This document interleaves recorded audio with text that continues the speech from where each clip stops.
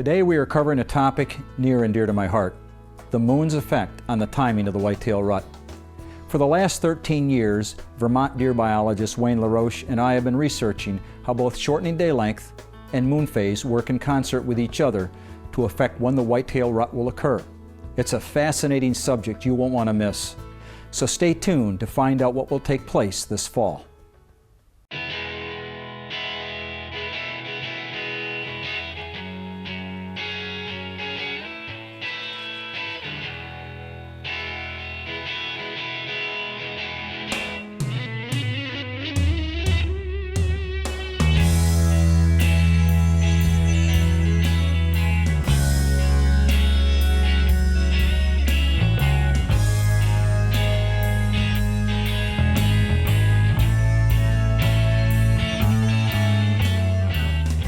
Wayne's and my journey in this understanding of how both shortening day length and moonlight affect the whitetail rut is a process that has been going on now for almost 20 years.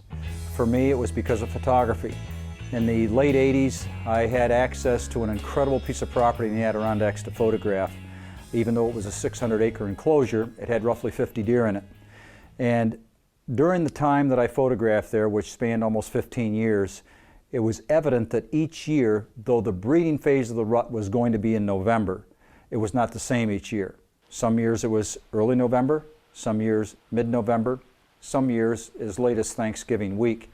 And as I looked at that and started to chart that, I had photographs that documented the days that this stuff was going on.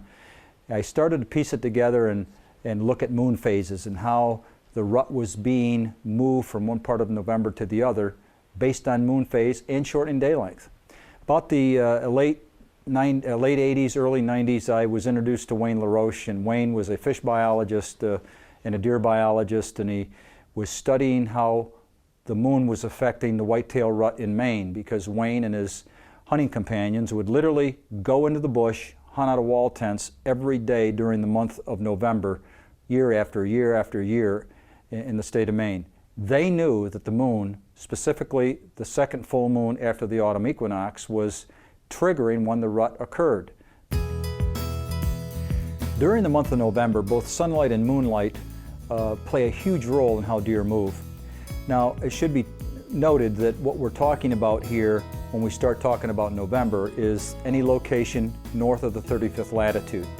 And that's pretty much the northern rut. It goes from say Charlotte, North Carolina to Oklahoma City and points north on into Canada. So in the north, when November rolls around, the days are getting shorter and shorter. And that shortening day length actually increases a buck's testosterone, causes those animals to be more active. And the stage is set for the hot to trot rut to begin.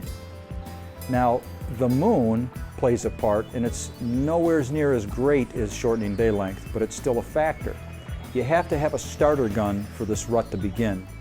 And the rut is made up of the seeking phase, which is number one. The second phase is the chase phase, and the third phase is the breeding phase.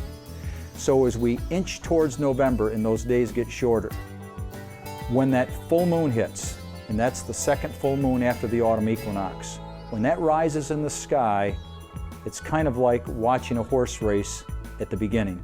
The starter gun goes off, the horses come out of the gate, and the race is on. Understand that when that full moon hits, it is not the peak of the rut. It's just the beginning. When the full moon hits, those bucks start to seek. They're starting to look for all the available does in their area. They're kind of taking an inventory, if you will.